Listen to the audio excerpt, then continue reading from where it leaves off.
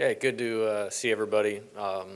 Really good fall for us, and just kind of recapping a lot of new players, completely new team, and it was very productive. Started day one of school with strength and conditioning, skill instruction, really good 6 or 7 week period there. Then moved into our team segment, the last 6.5 weeks, and feel like we got a lot accomplished relative to player development, developing an identity or a process of winning or success for this team.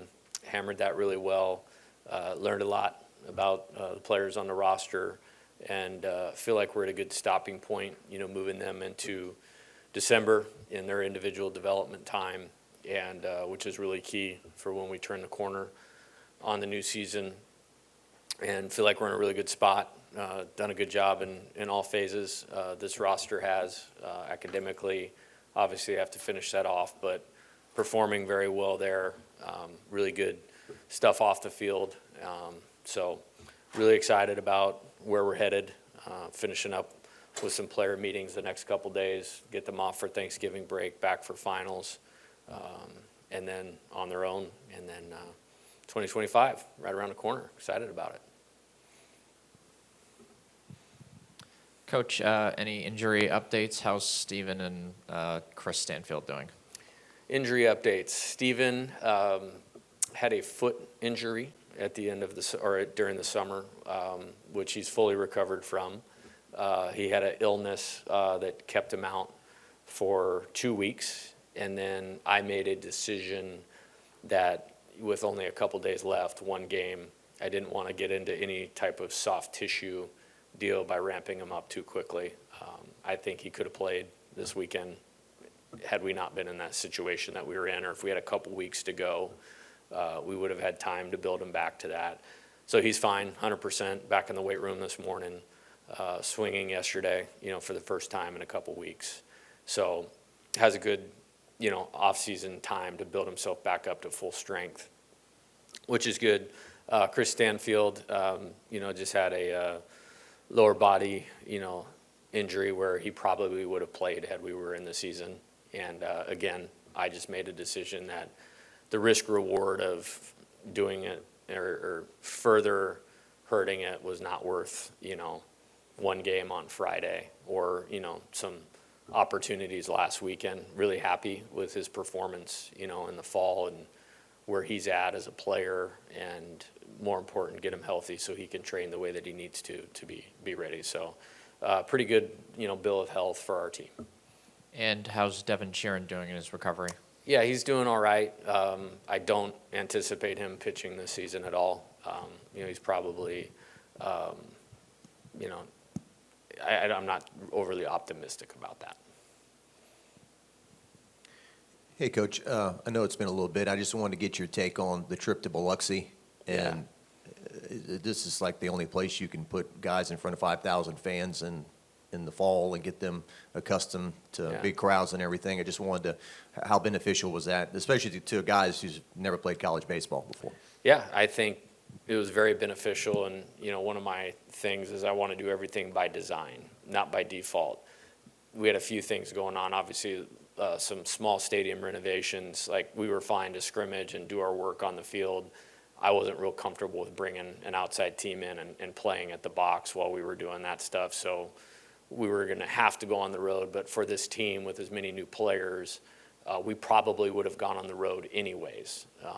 Simple thought was just get them around each other more, get to talk to each other, stay a couple nights in a hotel. And it was really beneficial from that end. I felt like we came back from that a little bit more connected, the last 3 weeks, which was great. And then what you mentioned, Jock, all those fans, that was awesome. And, we had some experienced, really highly successful players from other programs that haven't played in environments like that. And so to get past that and really understand what that's going to feel like, I think was really valuable, whether that's a transfer or freshman. And how I designed those 2 outside games, for instance, in that first one, Kason Evans is going to be a great pitcher for us. He's going to be a great pitcher for us. So to get him with 5,000 people in there, we're leading 4-1, and have that heartbeat, going for the first time in a college outing in that setting, like that is unbelievable, valuable experience. And he performed well, and I think learned a lot from that.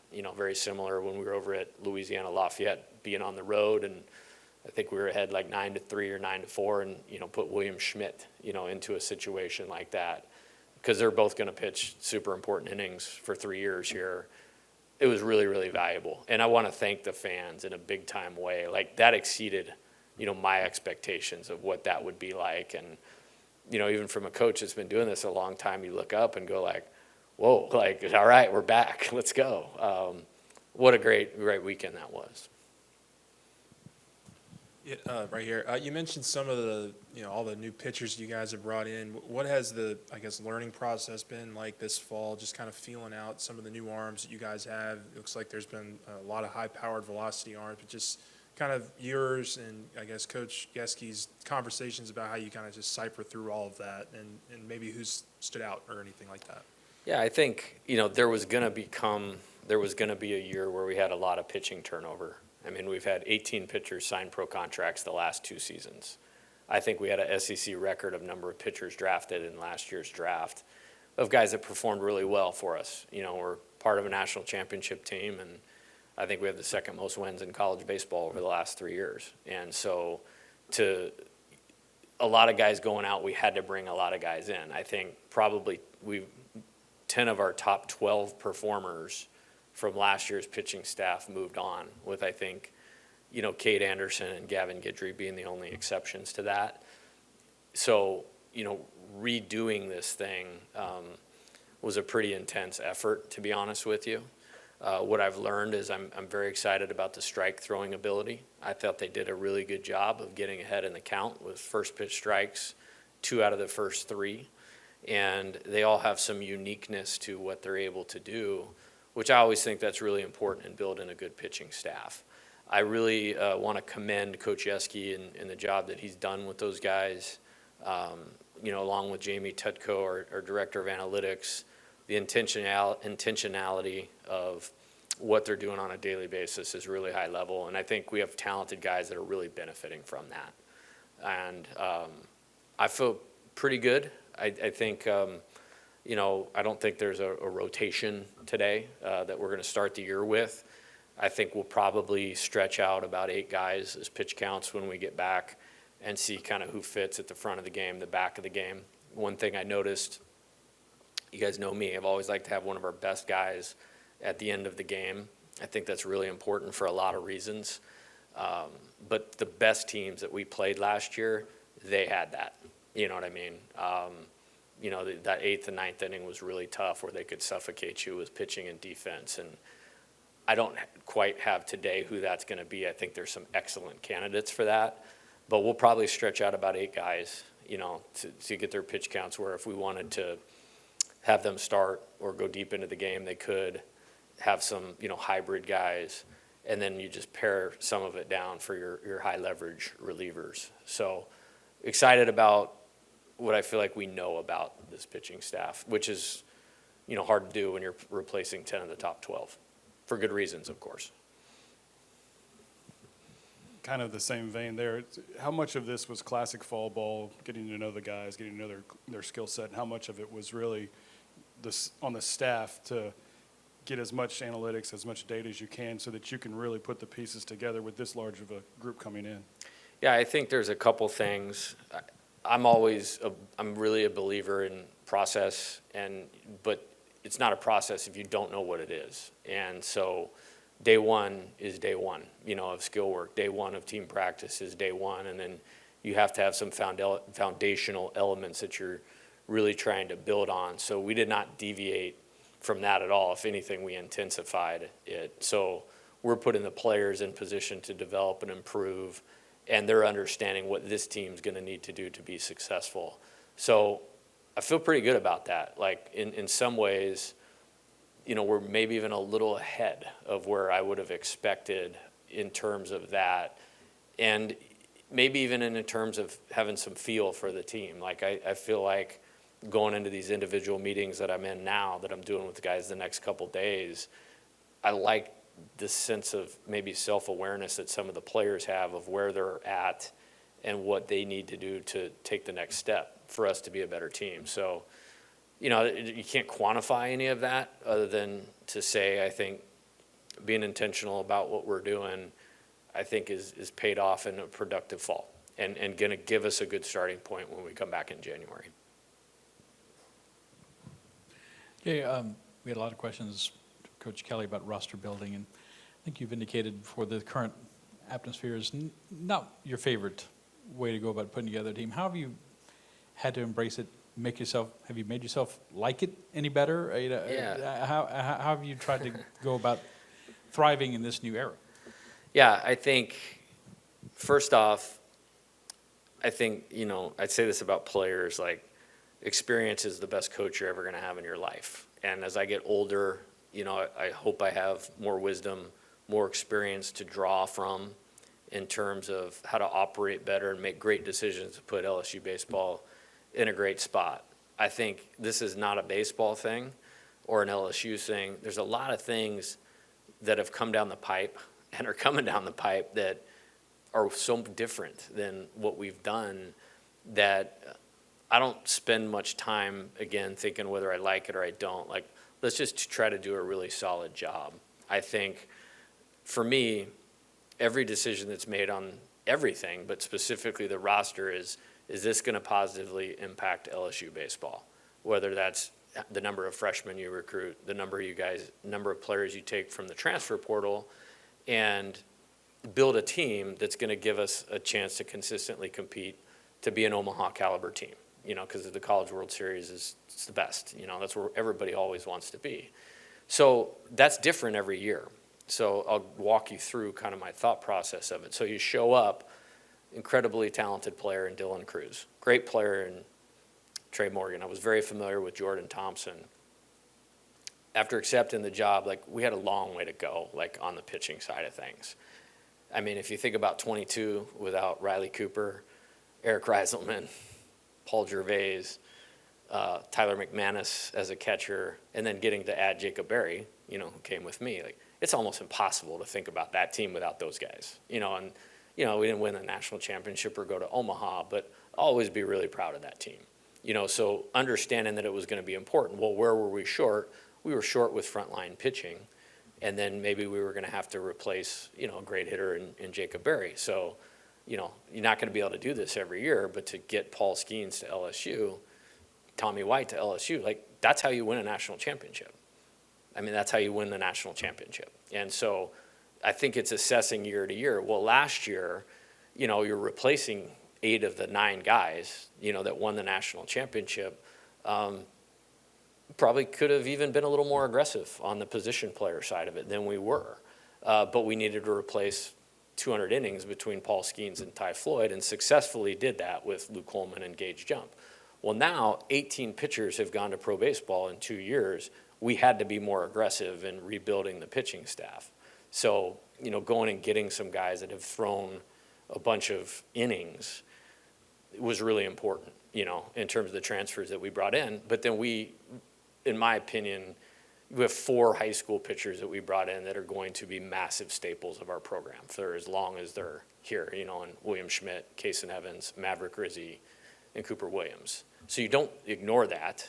And then on the position player side, you know, I think I learned a little bit from last year and really excited about, you know, bringing in, you know, Danny Dickinson, Chris Stanfield, Luis Hernandez, Dalton Beck, you know, to give us more balance, left and right, speed, power, solid hitting skills, and then complement those with guys that got a lot of at-bats last year on a team that needs to be better offensively. And they were fine. They were fine statistically. I'm just talking about a Omaha or national championship bar. And then again, on the position player side of it, Derek Curiel, Kate Arambidi, Ryan Costello, Mikey Ryan. Like, these are guys I'm really excited. I'm not intentionally leaving anybody out, but these are guys I'm really excited about. So I think you have to look at it. I'm going to get this wrong as a PE major, but like the microscope view, telescope view, like every year, like the needs have been different. And how I assess it is what's best for our program.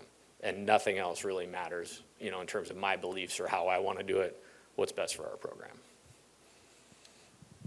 With Jake Brown and Dalton Beck, how have their, I guess, paths as two-way guys gone this fall, and do you anticipate that continuing into like January, February? I do. I think, you mentioned Jake. He's a really talented athlete.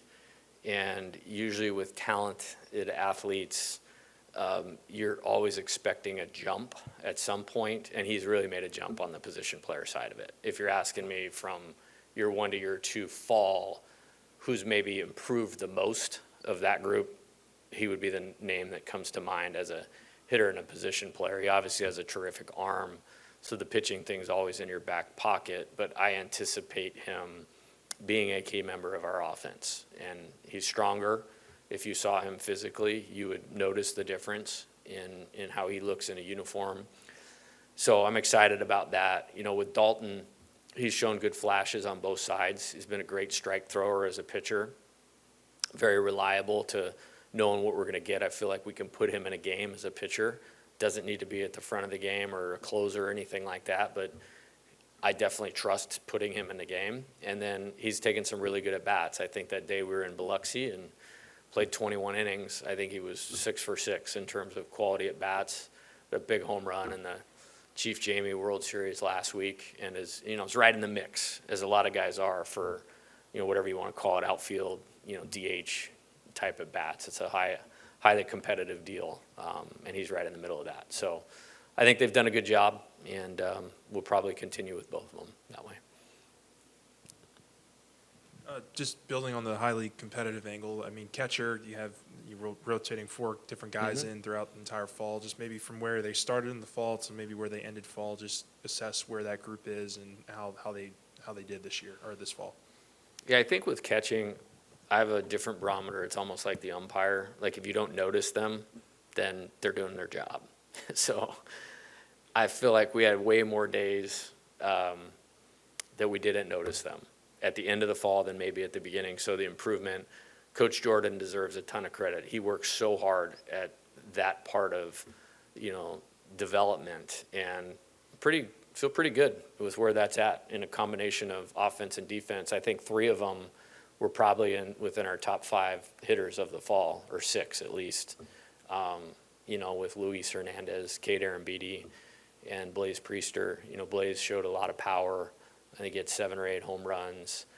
Cade was exceptional. I think he hit over 360 or 370, which is hard to do as a freshman. I thought not only were the statistical numbers good, the quality of his at-bats were good, opposite field homers, that kind of thing. And then Luis was really steady on both sides, hit well over 300, really good on base, hit well with runners in scoring position, and he caught exceptional. And feel like we're in a much better place there than when we started. I think I counted, is it 8 Fridays to your season opener? First game? Something like that? 2 months? Man, you got me. I don't know. Yeah. I do feel like we're right around the 80-day mark. So maybe 85, somewhere in there. So, yeah, that sounds about right. And kind of how this works is once we get to Wednesday, this week is a complete off week.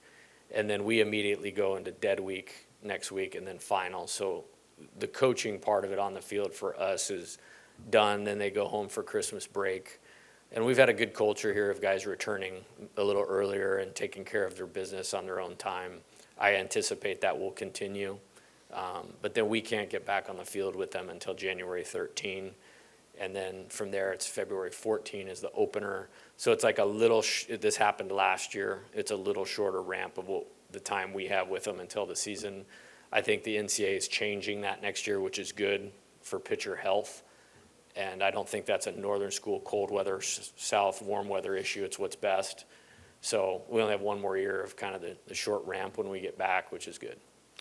What's your experience? Is a lot of hay in the barn in terms of guys trying to impress you, or can somebody really make a surge from January 13th to the first game of the year? No. The one thing I've learned about coaching this age group is the day-to-day consistency is so valuable if you can find that, but it's really hard to find. Even when you're coaching high-level players, and there's somebody that, let's just say a position player may be number 13, if you will, on the depth chart, total, might end up being, your third or fourth best player.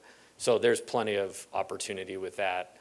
I like the feel that I have for where we're at and who we have and what we are and what guys need to do. Things will change. And what I mean by that is somebody will really, be better. Somebody might not be as good for whatever reason. Lights come on. Sometimes guys are different. They may be motivated by not being where they want to be and really kick it into another gear. Well, they should have done that from the first day, but they didn't. So is the human response to that positive or negative? Complacency, never, probably one of my least favorite words, So hopefully nobody falls into that trap. And, there's a good quote is like, success is not owned, it's rented, and your rent's due every day. And that's kind of like playing here, in my opinion. Michael Braswell seemed like he got a pretty good amount of work in at third base this fall. How has he looked at that position, and what are some other options that you're sort of looking at that spot now you have a fall under your belt? Yeah, I think he has done a good job. I think one of the things that he did last year was he improved his lower body ability to play low, which you have to be able to do at third base. He will be an option there and maybe be the third baseman. Also really like how he played at shortstop. I think he improved from last year to this year, and that's a possibility too. We feel great about the infield, situation. Steven was hurt for the last 3 weeks, and we were sick. Excuse me, he was sick. We were really planning on putting him over on the left side the last 3 weeks, but didn't have the opportunity to do that. But he's probably our best defensive infielder regardless of where he plays in terms of how he makes plays. So he's an option there. Tanner Reeves, Danny Dickinson played a lot over there. I think he can play all three spots. So we still have some work to figure that out. And I don't think that's necessarily a bad thing. I think that the depth, Mikey Ryan played very good defense at the back end of the fall. I'm really excited about him as a player. He could probably do it a little more comfortable at shortstop because that's where he's played his whole life. But I think we have some good options there. And you might see some games where it's a mixture of guys moving or in for a while, in to play defense, out because we want to pinch hit. One of those good hitters, another infielder goes in there. Total conventional way of playing baseball, as you guys gotten accustomed to see me do. Got time for one more for Jay. The last one for Jay, and we'll move on to the players. I saw a tweet from your strength coach, Chris Martin, from a couple weeks ago, said 18 of the 20 position players reached new max velocities and speed, and there were 13 players that reached 20 miles an hour. Just can you talk about maybe the impact that he's had early in his time here, and just how the program is adapted to what he's bringing to the team? Yeah, I'm happy to talk about that, and got a couple players here with Danny and Anthony. They can probably articulate on it even better than me, but that's a really important position. You often hear in football, it's probably the most important position in the program. I feel very similar about that in baseball with the way baseball has evolved. He has several outstanding qualities. Number one is he's a great worker. He's here all the time and he's excited to be here all the time. Number two, he's incredibly intelligent. Incredibly intelligent. He articulates well. Probably the thing I like him the most, he's the most bought in on what he has to do to get the players better. And buy-in is a really important piece of being able to execute your job. And I think the players would tell you that they feel like Coach Martin is in their corner and doing the right things because of his intelligence, because of his experience. Came from the Astros, one of the more progressive organizations in all of baseball. And he's made a really good impact. And I feel very fortunate that we were able to get him. We obviously have had some turnover in that position for a variety of reasons. But I feel like we found our guy, in terms of expertise, intelligence, buy-in. Very thankful to our administration for supporting paying the position the way it needs to be paid to give us a chance to retain a person as high caliber as Chris. Thanksgiving plate. Well, I'm 5'7", and I still have to wear a baseball uniform at 47 years old. So I can't be as aggressive as my studs over here with a good metabolism. So I actually try to get into my fitness and dieting routine starting on Wednesday. So bad timing. Something like that. Thanks, guys. All right, guys, we'll have Daniel Dickinson up next. Daniel's in his first year here, transfer from Utah Valley, all-conference player there, rated as one of the top transfers in the country for 2025. Daniel, as coach says, plays infield for us. So whenever you guys are ready, he's ready for y'all. No, first one for sure. Hey, Daniel, Glenn West with 24/7 Sports. Nice to meet you. Just, I guess, maybe talk about your journey here and how, you wound up committing to LSU, what the conversations were like with Jay in the offseason, and just your overall impact that you think you can have on the team. Yeah, super blessed to have the opportunity to play at Utah Valley. Gave me an opportunity that no one else did, and I was a preferred walk-on there, so I'm forever grateful for the opportunities that I got there. When I decided to enter the transfer portal, Coach Johnson was one of my first calls. From the minute that we started talking, we clicked. Coach Eddie Smith, who was at Utah Valley, actually was here for, I think, a year or two. And so just being in his office and kind of seeing the LSU logo all over and everything signed and all the history of good players from there, that's kind of where I got the itch to want to come here. So when Coach Johnson called me and gave me the opportunity, I decided to take a visit, and this was the only one that I wanted to take, and committed on the spot here. So, I mean, it was kind of a no-brainer. I really was interested in this place and excited to come make an impact on a team. What sort of, Koki Riley from The Advocate, where did you sort of come up with the idea of entering the portal in the first place? It actually took me a while. I'm very loyal to the people that I get the opportunity to play for, or the people in my corner. So my whole summer mentality was to just go play in the Cape, play in Team USA, and then go back to Utah Valley, actually. But I realized after some conversations that it's my career, and I'm not going to burn bridges by wanting to play against the best competition. And so I realized, being in the Cape and Team USA, that this is what's best for me, and being able to play against the best is what I wanted to do. Did you sort of get to meet Steven and talk with Steven a little bit while you were together at Team USA? Yeah, or? we kind of passed by each other a couple times, but he hurt his foot, and so he had to leave early. So we didn't get much conversation, no. You'll have to forgive me, I'm not very familiar with Utah State's baseball program, but see, well, there you go. I'm even less familiar with that one. It's all good. What's it like, I guess, to get on the field and see the guys around you and kind of the competition that now you're a part of, and they want you here, right? Like, it's not like you have to prove anything. What's that like, I guess, for a shot of confidence, but also, to take your game to the next level? Yeah, incredible. Definitely blessed to have the opportunity, humbled, super excited. I would just say, from the minute that I stepped on the field on my official visit, I could feel the energy, I could feel the community around me, and no one was in the stadium. I'm just super excited to play hard, go win championships, and just be a positive impact to the community. Yeah, Jay was just talking about the trip y'all took to Biloxi a couple weeks ago, and all the fans that were there. Was that the most amount of fans you think you probably played against in your career? Yeah, it was around that for sure. The Cape Championship, the Harwich Mariners, we actually won it this summer, so that was pretty fun. There was like 6,000 people around there, so definitely Biloxi, and then the Cape was for sure the most people I've ever played in front of.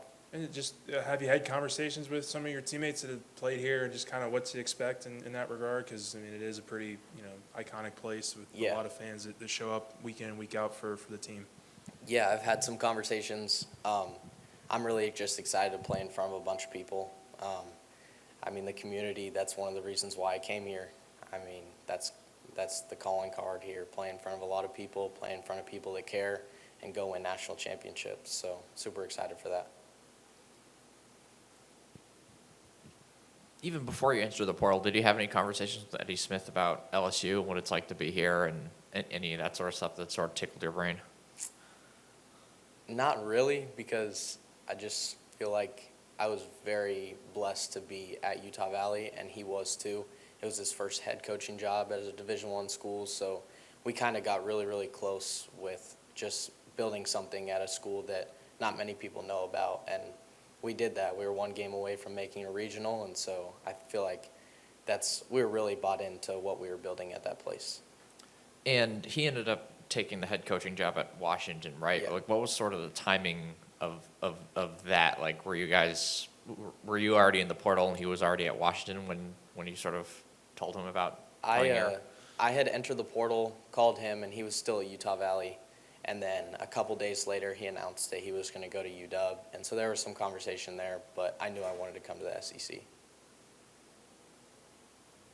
You're also a pretty good bunter. I saw it a couple times. Yeah. How did you sort of develop that, kind of unique part of your game? Yeah, West Coast baseball for sure. I feel like I grown up playing like fundamental sound baseball, ground balls, bunting, playing catch, being really fundamental.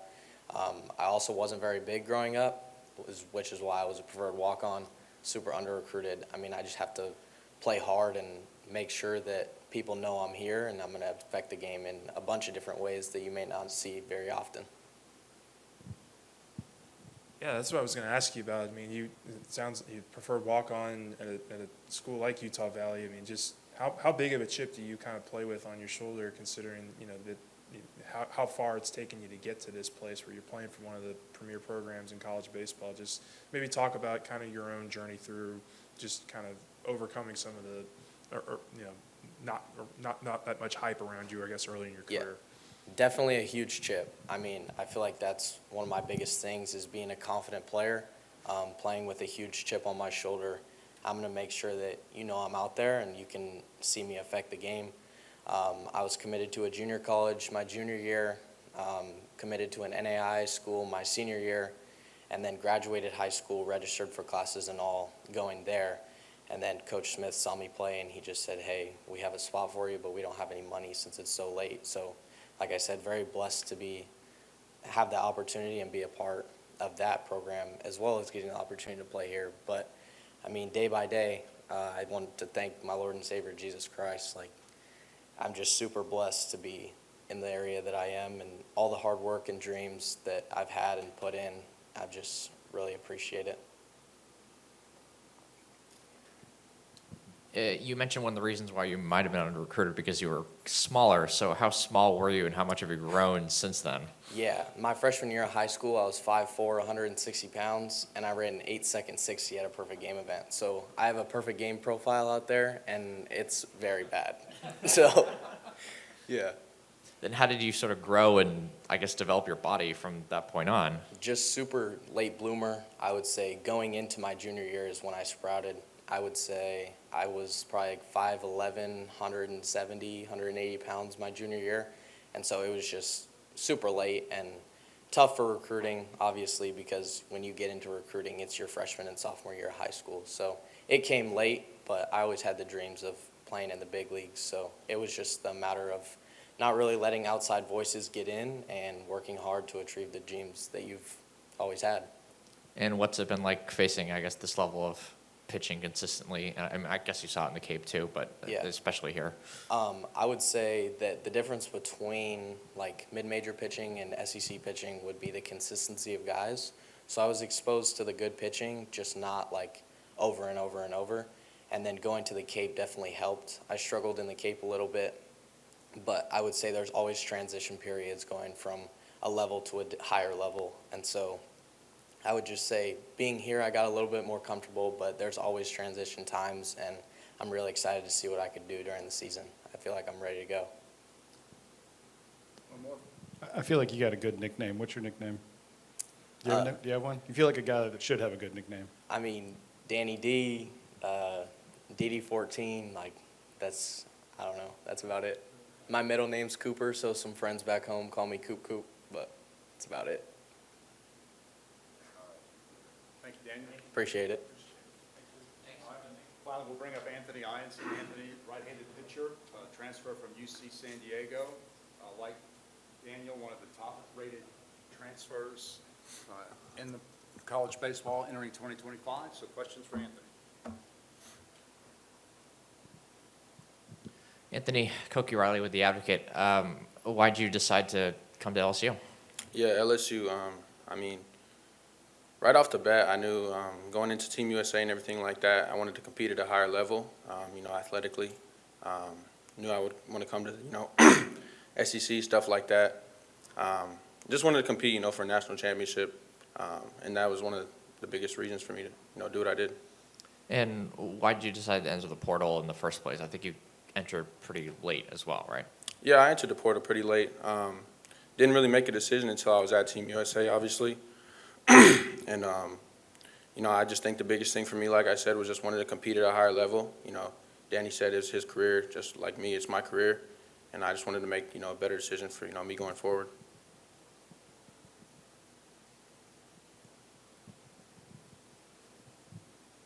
And then how would you sort of describe yourself as a pitcher? Like, what's your pitch mix? What are you trying to improve on?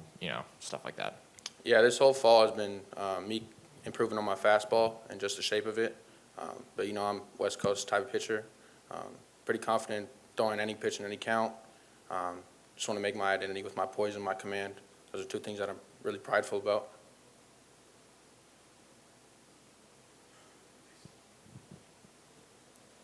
Just, I guess, a bunch of you guys kind of came in at the same time. It's going to be a pretty completely new staff. Just talk about maybe some of the conversations you've had with some of the new teammates and kind of maybe what you've learned from this pitching staff this fall, just kind of how good y'all can be, and just the different. Is there a pitch on this staff that maybe you've noticed that is pretty hard to hit? Anything like that? Yeah, I think all the pitchers, just talking to all of them, butting heads with all of them, learning about what pitches they throw, stuff like that, their experiences in the SEC. For example, Kate Anderson, one of those guys that has experience from here last year. Just talked to him a lot about the experience here, what's it like playing in front of the fans here. Yeah, and we all have one goal in mind, that's to win a national championship. So I think that's where we collaborate a lot. What's been the biggest transition between, facing these SEC hitters now over this past fall? Like, what did you sort of learn about yourself, and what that transition's been like for you? Yeah, I mean, facing SEC hitters, obviously they're going to be bigger, stronger, hit the ball harder, run faster.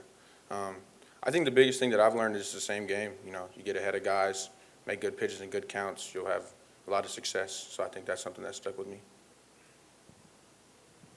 When you have so many new guys coming in, what do you all do as a team? Like, what do the coaches try to get you to do? But then what do you guys do as a team to kind of mesh and meld together?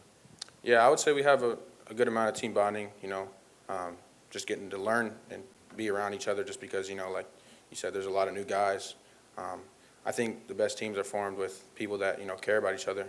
I think just learning people on, a personal level first and then developing, brotherhood with baseball after that would be the biggest thing. Yeah, I would say I play a lot of video games with my teammates, just, I would say the bond part of it, like I said, yeah.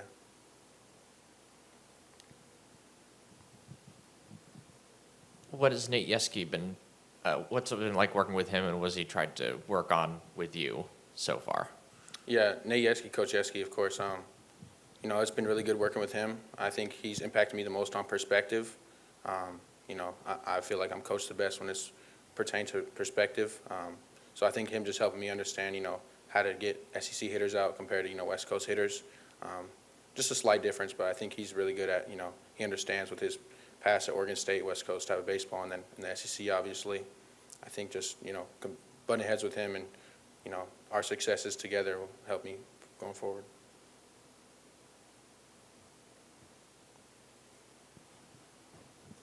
And when you mention perspective, what do you sort of mean by what sort of perspective he's trying to ingrain you, or you're trying to sort of learn? Yeah, I would say just the game within the game, talking about first pitch strike, early and ahead, 2 out of 3 for strikes, being able to throw the same pitch back-to-back, better locations, stuff like that, the stuff that separates, high school pitchers and then pitchers from the next levels going forward.